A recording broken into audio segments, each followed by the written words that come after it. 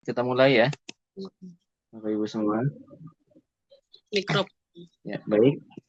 Kita mulai ya untuk tutorial webinar yang ketiga ini ya. Ya, Itulah Pak. kalau mah dua terus itu itu Pak seni wa bukan orang.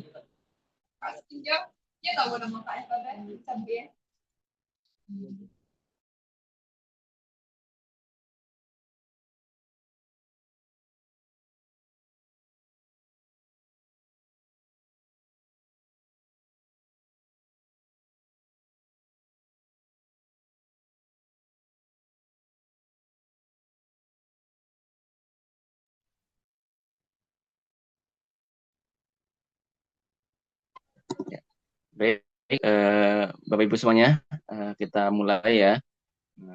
Bismillahirrahmanirrahim. Assalamualaikum warahmatullahi wabarakatuh. Waalaikumsalam warahmatullahi wabarakatuh. Ya.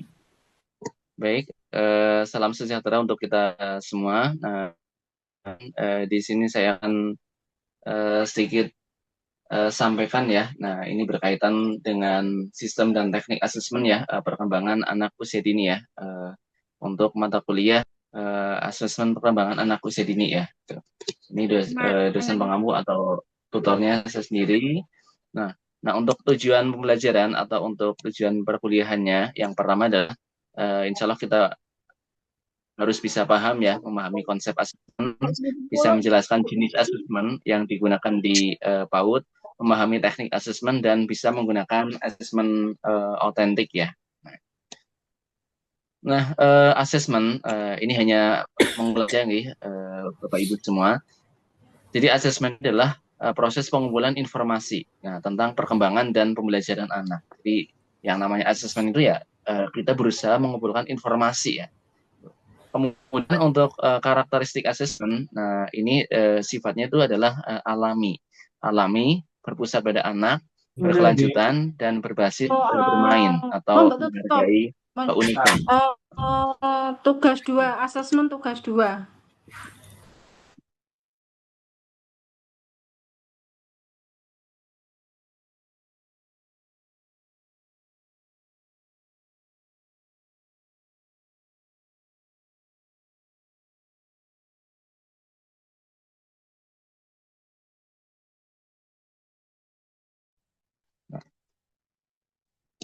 Nah, kemudian untuk prinsip asesmen yang ada di PAUD ya, Bapak Ibu, yang pertama adalah mendukung proses belajar dan berkembang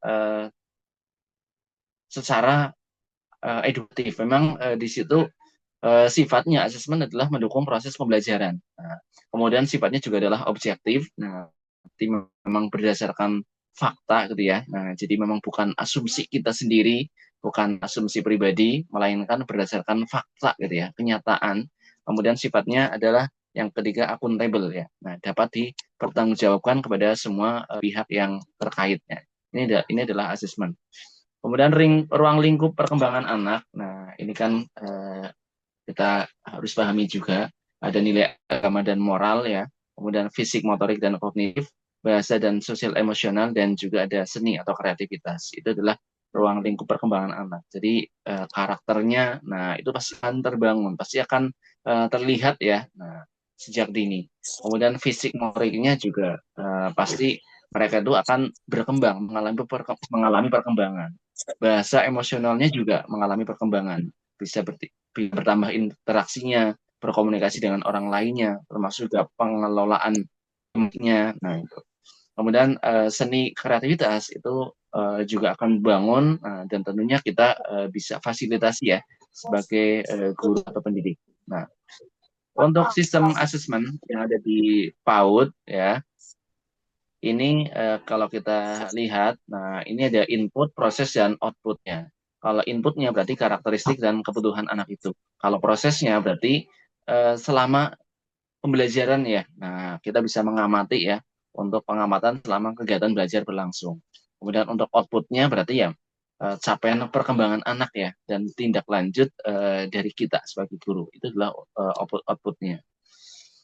Nah, untuk asesmen sendiri ini kan ada beberapa ya, Bapak Ibu. Nah, ada asesmen proses. Nah, asesmen proses berarti penilaian ini dilakukan selama belajar. Jadi bisa melihat atau mengamati juga ya. Nah, dari siswa. Nah, ini selama kegiatan pembelajaran. Nah, bisa kita lakukan penilaian juga. Cara belajarnya, partisipasi, termasuk interaksi dan respon anak ini saat bermain. Nah, itu adalah yang bisa kita Lebarkan nilai ya layar dengan nih. asesmen proses. Nah, berikutnya tentang teknik asesmen. Teknik asesmen, nah ini berarti metode ya, metode pengumpulan dan dari data yang ingin kita dapatkan. Bisa dengan observasi langsung atau mungkin seperti kemarin ya kita lakukan misalkan dengan catatan anekdot ya, kemudian checklist perkembangan dan dokumentasi atau foto. Nah itu adalah teknik-teknik yang bisa kita lakukan ya untuk mendapatkan informasi ya dari anak. Nah, ada asesmen proses, ada asesmen hasil. Bedanya apa dengan asesmen proses? Kalau asesmen hasil itu berarti fokusnya adalah penilaian capaian akhir ya. Kalau penilaian proses kan berarti kan tadi selama proses pembelajaran berlangsung. Kalau hasil berarti penilaian capaian akhir ini ya. Nah, setelah anak mengikuti kegiatan pembelajaran. Nah, misalkan contoh hasil karya ya, ada hasil gambar, kolase, bercerita, berhitung, nah, atau mungkin dengan karya seni, itu adalah asesmen hasil. Nah, biasanya kita sebagai guru itu kadang hanya fokus pada asesmen hasil saja, tanpa melihat asesmen proses. Padahal asesmen proses itu adalah asesmen yang bisa kita lakukan dan bahkan bisa kita lihat secara langsung ya, nah dengan objektif gitu ya. Tetapi kadang kita terlewat tuh asesmen proses, hanya fokus ke asesmen hasil. Yang penting anak itu baik gitu ya, anak itu bisa baca, anak itu bisa berhitung, bisa menghasilkan karya seni yang bagus misalnya, tapi nggak dilihat dari prosesnya. Bahkan dari asesmen proses itu bisa kita lihat tuh, oh ternyata anak ini bisa mengalami atau mungkin bisa gambarnya bagus. Nah, ternyata dia itu melewati proses yang nggak sebentar misalnya.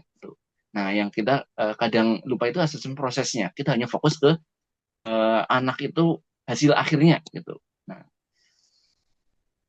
Nah, maka bedanya ini yang asesmen proses itu kan tadi dilakukan di dalam pembelajaran ya. Nah, selama kegiatan berlangsung.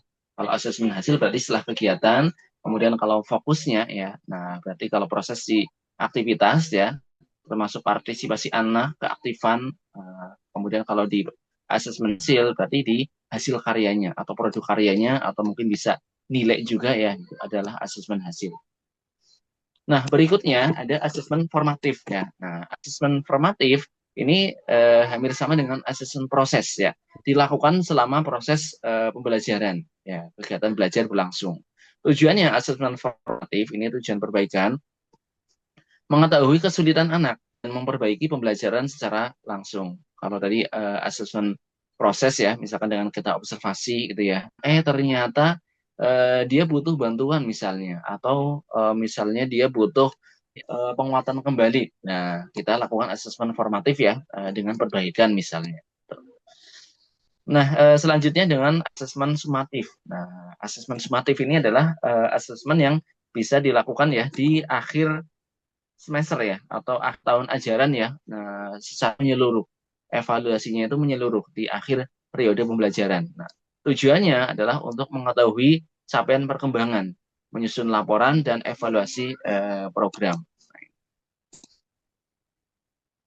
Jadi bedanya antara asesmen formatif dan sumatif gitu ya. Kalau formatif berarti dilakukan selama proses pembelajaran berlangsung, nah, bisa untuk perbaikan pembelajaran, bisa untuk berkelanjutan, nah, fokusnya pada proses itu. Nah, kemudian kalau sumatif itu berarti di akhir ya, di akhir periode pembelajaran, ya, di akhir capaian ya. Nah, sebagai bentuk capaian atau pelaporan capaian, rangkuman hasil juga ya. Nah, kemudian keduanya ini, asesmen formatif dan sumatif ini, itu adalah asesmen yang saling melengkapi ya untuk memahami perkembangan anak ya, ini secara utuh atau secara menyeluruh.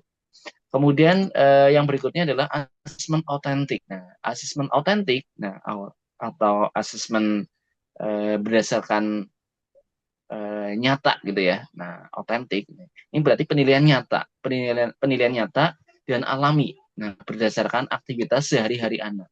Nah, kemudian karakteristik utamanya ini adalah sifatnya kontekstual, berbasisnya bermain dan menilai kemampuan secara sesungguhnya. Itu adalah asesmen otentik. Nah, ada lagi nih, kenapa sih kita harus misalnya gitu ya, menggunakan asesmen otentik ya. Mengapa asesmen otentik itu penting? Nah, karena menilai kemampuan nyata anak tuh. Yang dinilai adalah kemampuan secara otentik, secara real gitu ya. Kemudian menghargai proses perkembangan. Jadi setiap anak itu kan perkembangannya berbeda. Makanya kita tidak bisa tuh menyamakan satu sama lainnya. Nah, kemudian mengurangi tekanan belajar karena kan sifatnya itu lebih ke apa ya, mengenalkan mereka gitu ya, atau mengembangkan mereka juga ya sesuai dengan karakteristik yang dimilikinya gitu. Kemudian membuat pembelajaran lebih bermakna. Ini adalah asesmen otentik. Nah, contoh asesmen otentik misalnya yang bisa kita lakukan ya. Nah, misalnya dengan bermain peran ya dan bercerita. Nah, jadi anak ini akan mengekspresikan dan imajinasi ya dan kemampuan bahasa ini secara alami. Nah, kemudian misalnya dengan menggambar ya atau bermain balok. Nah, ini juga termasuk asesmen otentik. Nah, untuk mengembangkan apa? Kreativitas visual misalnya dengan menggambar. Oh, ini gambarnya tambah bagus nih misalnya gitu. Dan kemampuan motorik halus juga. Nah, gitu. Kemudian yang ketiga adalah eksperimen sederhana. Misalnya dengan percobaan fisika misalkan atau percobaan sehari-hari misalnya. Ini tujuannya untuk melatih rasa ingin tahu dan kemampuan pemecahan masalah. Oh, mengapa sih telur itu kalau dikasih garam gitu ya, di air garam itu bisa mengambang misalnya gitu ya. Nah, itu kan langsung dengan eksperimen gitu ya. Anak mencelupkan garam di air, kemudian telur ini ternyata bisa mengambang misalnya. Kemudian aspek yang dinilai di asesmen otentik adalah kreativitas, kemudian kerjasama, motoriknya juga, komunikasi dan juga pemecahan masalahnya. Oh iya, ternyata asesmen otentik ini ya memang berdasarkan kenyataan mereka sendiri ya, nyatanya mereka gitu ya. Ya seperti itu ya, kita lakukan penilaian ya secara nyata gitu, tidak asumsi kita sendiri. Gitu. Nah, berikutnya asesmen kinerja atau asesmen unjuk kerja. Nah, ini misalnya dengan memakai sepatu sendiri. Nah, ini kan penilaian kemandirian ya, nah atau unjuk kerja ya, melalui aktivitas sehari-hari atau mungkin melepas misalnya gitu ya. Nah, melepas baju gitu ya. Nanti seperti apa gitu ya. Nah, atau memakai celana misalnya gitu. Menari dan bernyanyi. Nah, itu juga termasuk asesmen unjuk ya atau kinerja. Bisa mengamati ekspresi mereka, gerakannya, termasuk partisipasi anak juga ya saat beraktivitas. Nah, itu adalah contoh asesmen kinerja atau unjuk kerja. Langkah asesmennya itu yang pertama bisa kita lakukan adalah menentukan kompetensi dan indikatornya.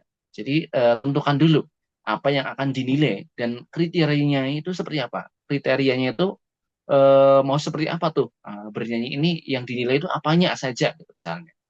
Kemudian menyiapkan rubriknya, membuat panduan penilaiannya itu dengan skala-skala yang jelas. Oh, si A dapat misalkan dapat nilai 4 gitu ya, atau dapat nilai 6 misalnya, itu dari mana gitu ya. Dapat nilai 9 itu dari mana gitu ya, ada skalanya gitu ya.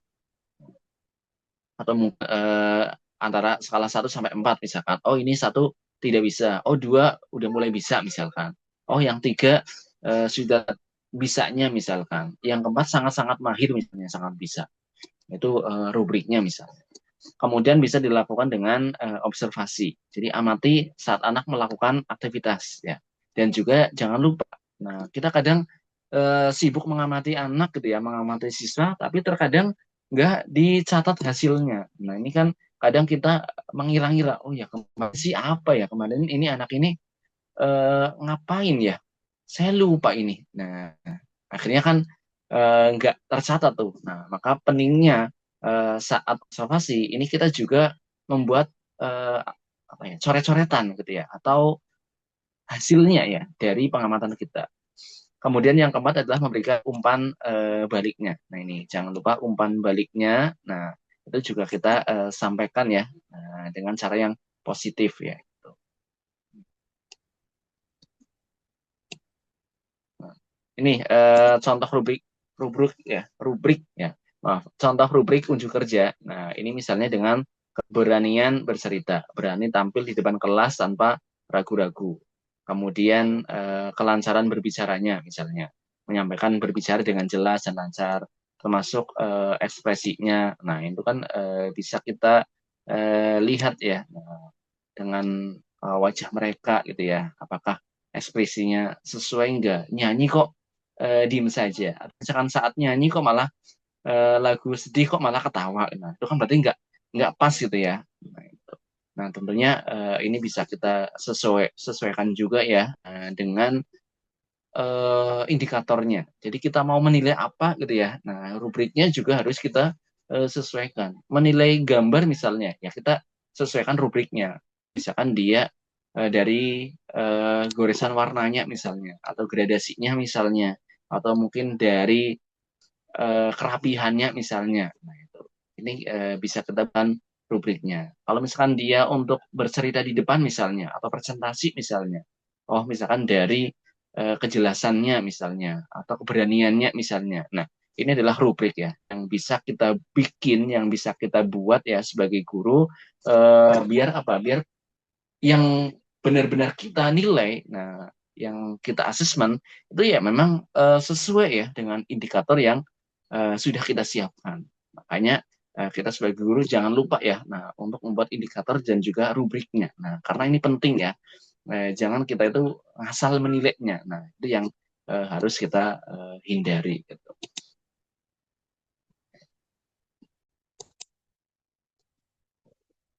Ya. Baik, Ibu semuanya.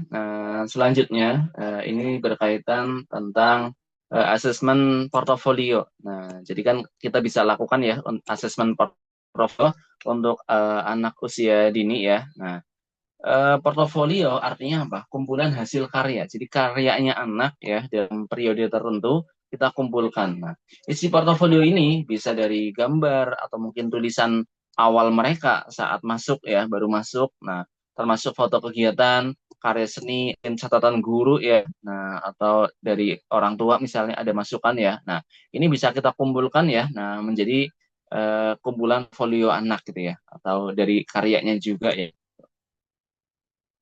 Nah, keuntungannya atau manfaat dari penilaian portofolio ini kita bisa melihat ya, melihat secara langsung perkembangan anak secara visual. Nah, kemudian dokumentasi juga. Nah, proses belajar yang lengkap karena kan kita dokumentasikan semua ya, kita kumpulkan semua. Nah, karya mereka. Kemudian memudahkan komunikasi juga dengan orang tua. Ini sebagai bahan pelapaan juga kepada orang tua. Oh, ini si anak ini, si A ini mengalami progres misalnya.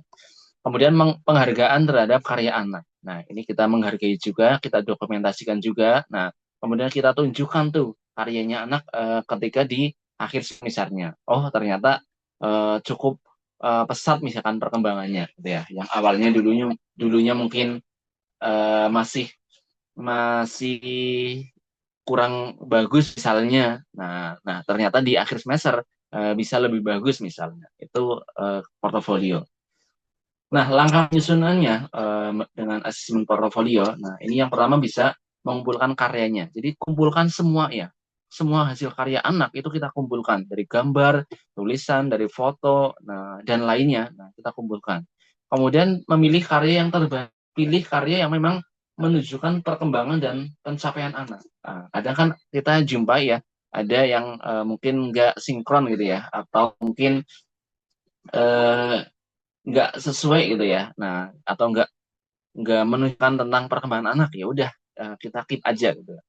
Kemudian jangan lupa memberikan tanggal catatannya. Nah, beri tanggal termasuk komentar guru atau mungkin termasuk penilaian dari guru ya. Nah, kasih bintang, kasih kata semangat misalnya gitu ya. Nah, sesuai dengan konteks karyanya. Nah, kemudian mengevaluasi perkembangannya. Nah, setelah kita kumpulkan, pilih karya yang terbaik, beri tanggalnya, dan evaluasinya, analisis portofolio untuk melihat kemajuan ya. Nah, dan area yang perlu distimulasi lagi.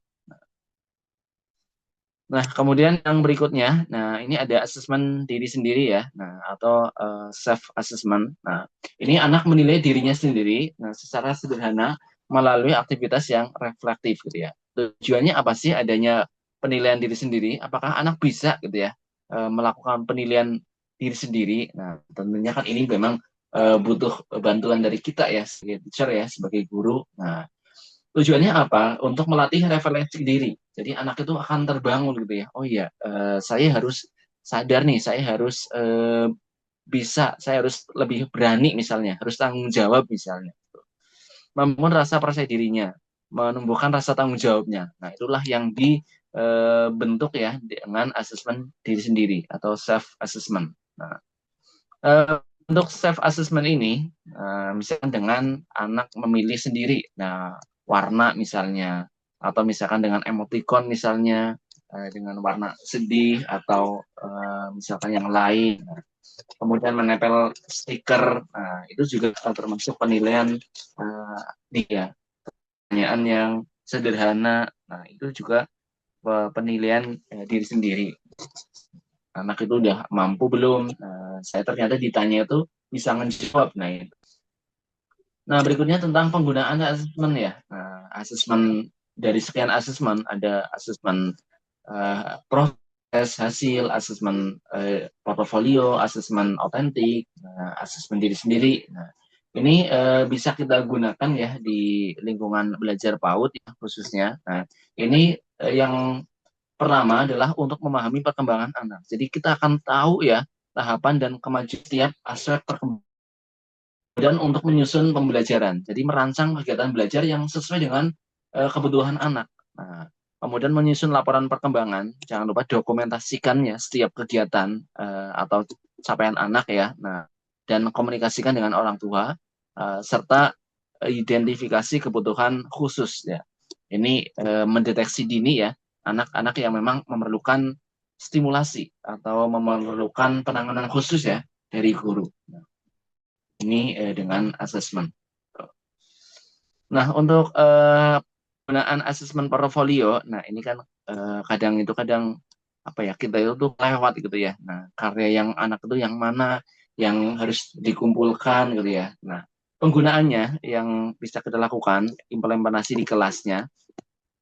Ini mengumpulkan karya anak itu setiap minggunya. Kalau bisa memang setiap minggu. Jangan kita rapel gitu ya. Sebulan baru kita kumpulkan. Kadang itu kececer atau mungkin ada yang hilang atau mungkin nggak beraturan, misalnya nggak beruntun. Kadang kita lupa tanggalnya misalnya. Nah, tapi kalau seminggu, insya Allah masih aman gitu ya. Nah, kemudian membuat map perkembangan individualnya. Nah, jangan lupa dikasih perkembangan individualnya. Oh, ini mulai mengalami perkembangan misalnya menampilkan hasil karyanya di kelas. Nah, ini sebagai bentuk apresiasi ya kepada siswa, kepada anak ya. Nah, jangan lupa tuh, misalkan bisa kita tempelkan di kelas. Kemudian mengadakan konferensi dengan orang tua. Nah, ini bisa dilakukan by luring atau mungkin daring misalnya bisa. Nah, untuk asesmen unjuk kerja, nah yang bisa kita gunakan di lingkungan PAUD misalnya, nah misalnya dengan senam pagi. Nah, senam pagi meskipun itu hanya gerak kesana kemari misalnya gitu ya. Nah, dengan irama musik misalnya. Tetapi itu sebenarnya untuk menilai gerakan motorik anak, koordinasi juga dan keberanian anak saat mengikuti aktivitas fisik. Nah, kemudian dengan bermain peran itu juga termasuk asesmen unjuk kerja. Nah, mengamati keterampilan komunikasinya atau ekspresinya, kemudian praktik ibadah itu juga bisa masuk di asesmen unjuk kerja atau mungkin dengan bernyanyi misalnya, oh ini lebih baik tuh misalnya bisa ngontrol suaranya misalnya atau lainnya gitu ya, nari misalnya. Nah, kalau asesmen autentik yang bisa kita lakukan ya, nah ini bisa dengan bermain bebas gitu ya, tapi dengan pengawasan guru ya tentunya. Kemudian dengan eksperimen sederhana, percobaan tadi misalkan kita ngamatin telur yang ada di gelas ya, nah kemudian ini airnya kita kasih garam misalnya. Nah ternyata eh, telur ini bisa mengambang ya ke atas misalnya. Nah, itu kan dengan eksperimen, anak akan mengalami, akan memahami gitu ya. Akan bisa menganalisis ya dengan pemahaman mereka sendiri. Diskusi kelompok juga bisa ya, atau mungkin kegiatan sentra dan aktivitas lainnya ya yang bisa kita amati secara langsung ya. Gitu. Kemudian kalau penilaian diri self assessment, nah ini bisa dengan pertanyaan reflektif, memilih simbol. Nah, ini tentunya dengan melatih kejujuran juga. Nah, eh, menjadi persoalan gitu ya. Nah, ketika kita melakukan asesmen gitu ya, sebenarnya itu kita itu mengukur capaian gitu ya, capaian atau yang mana gitu ya, nah, atau ketuntasan. Nah, mengapa mengukur capaian atau mengukur capaian ya, nah, capaian pembelajaran, bukan hanya ketuntasan gitu ya. Jadi anak tuntas gitu ya, nah itu belum tentu tercapai gitu ya, belum tentu dia itu ya mungkin tuntasnya itu hanya ikut-ikutan misalnya gitu ya, tetapi sebenarnya dia belum mencapai gitu ya indikator pembelajaran yang kita terapkan misalnya. Nah, perkembangan anak memang ya anak itu berkembang dengan kecepatan yang memang berbeda-beda, nah, sesuai keunikan masing-masing. Kemudian yang diukur tentang kemajuan mereka, nah, proses belajarnya dan capaian kemampuan anaknya. Jadi bukan nilai tesnya bukan, tapi kita lebih pada fokus ke proses dan kemajuannya. Nah, bukan label entah atau tidak. Gitu. Jadi misalnya kita dapat memahami gitu ya, misalkan kita lakukan assessment gitu ya, atau mungkin dengan tes gitu ya. Nah, ternyata dengan tes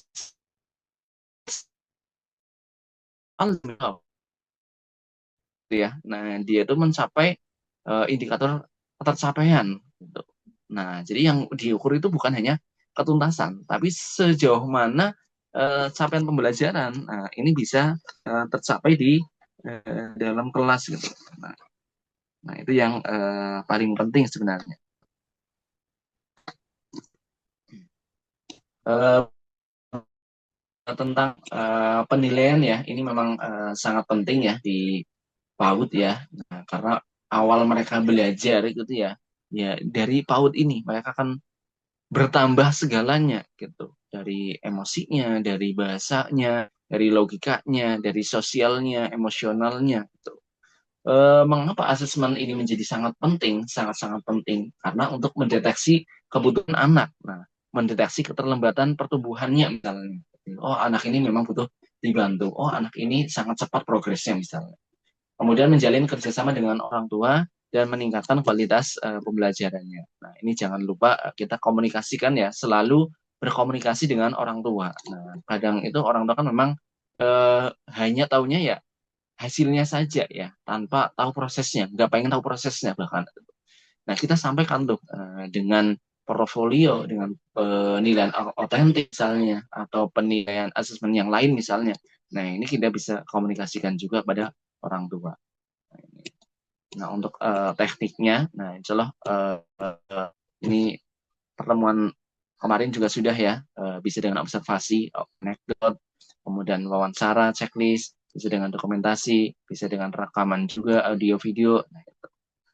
Nah, dengan observasi, ya, berarti dengan mengamati secara langsung. Betul. Kadang kan kita susah ya mengamati sebegitu banyak anak-anak di kelas gitu ya. Nah, itu kadang susah. Tapi bagaimana kita sebagai teacher ya, sebagai guru harus bisa paham tuh karakteristik one by one si anak itu ya. Nah, perilakunya ya. Nah, secara alami.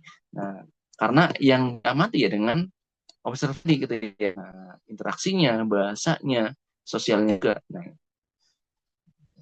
termasuk memberikan checklist penilaiannya gitu ya. Nah, misalkan dengan input warna pegang pensil, anak ini sudah bisa belum gitu ya, atau mungkin misalkan butuh bantuan misalnya.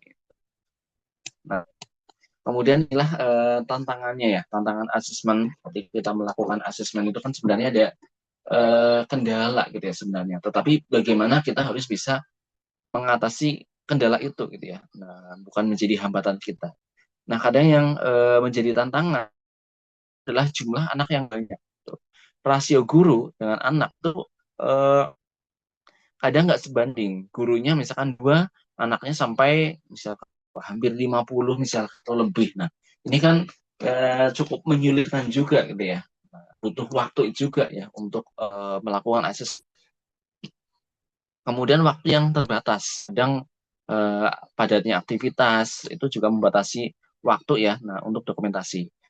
Masuk administrasi yang banyak. Nah, guru kan pasti tidak lepas dari administrasi. Nah, tapi bagaimana guru ini bisa mengawasinya ya, dan fokus pada anak tadi. Dan yang menjadi dia juga perbedaan ya. Anak ini setiap satu dengan yang lainnya itu kan pasti memiliki kemampuan yang berbeda-beda, kecepatan yang berbeda-beda. Nah, kita pun harus bisa memahami tantangan itu. Nah, tipsnya ini ya, untuk solusi praktis. Ini gunakan format penilaian yang sederhana. Kita langsung dapatkan apa ya, progresnya. Oh, anak ini bisa membaca 2 kata misalnya. Nah, oh, anak ini bisa menggambar misalnya. Nah, oh, anak ini bisa berinteraksi dengan baik dengan teman sebayanya. Dengan sederhana saja. Dokumentasikan ya, jangan lupa kita dokumentasikan foto atau videonya. Nah, ini bentuk analisis kita ya nantinya. Oh ya, anak ini ternyata sudah lebih baik ya dari kemarin misalnya. Nah, ada pengendalian dirinya misalnya. Fokus pada indikator yang penting saja. Jadi kita fokuskan dulu ya indikatornya. Jadi si anak itu pengen kita apa ya, analisis tentang kebutuhan apa ya, kejujurannya misalkan. Nah, dari itu ya fokus asesmen diri sendiri gitu ya. Nah, ini yang bisa kita lakukan. Termasuk lakukan observasi ya secara bergilir. Jadi enggak semua anak ya diobservasi saat itu misalkan ya. Nah, bisa bergilir 1-2 dulu misalnya. Kemudian libatkan orang tua ya dalam asesmen. Ini yang bisa kita atasi ya gitu. Makanya peran guru dalam asesmen itu adalah sebagai observer dan fasilitator. Nah, mengamati perkembangan anak secara alami. Nah, kemudian sebagai motivator dan dokumentator. Nah, memberikan semangat pada anak dan jangan lupa ini mendokumentasikan ya setiap kemajuan anak. Nah, maka sikap gurunya harus objektif, harus sabar, harus teliti, harus selalu positif juga kepada anak. Kadang-kadang kita gregetan, aduh ini anak nggak bisa-bisa ini gimana ini gitu ya. Nah, ini ya anak itu punya kecepatan yang berbeda. Nah, makanya kita harus sabar gitu ya. Pasti mereka bisa gitu ya. Cuman kan kadang butuh waktu gitu ya. Kadang kitanya saja ya yang kadang nggak sabaran misalnya. Nah, ini itu ya. Kemudian pesan penutupnya ya. Nah, jangan pernah kita membandingkan ya anak satu dengan yang lainnya. Jadi anak itu bukan untuk dibandingkan, tetapi untuk dikembangkan. Jadi setiap potensi yang dimiliki anak itu jangan dibandingkan, tapi bagaimana kita bisa mengembangkan potensi yang dimiliki anak, nah sehingga anak ini bisa mengeksplornya dengan baik, bisa lebih baik lagi misalnya. Jadi sukses ya untuk ibu guru semua ya, sukses untuk guru PAUD yang semakin inspiratif ya. Baik, Bapak Ibu, nah, insya Allah demikian yang bisa saya sampaikan. Saya akhiri dulu. Wassalamualaikum warahmatullahi wabarakatuh. Waalaikumsalam. Waalaikumsalam Warahmatullahi wabarakatuh.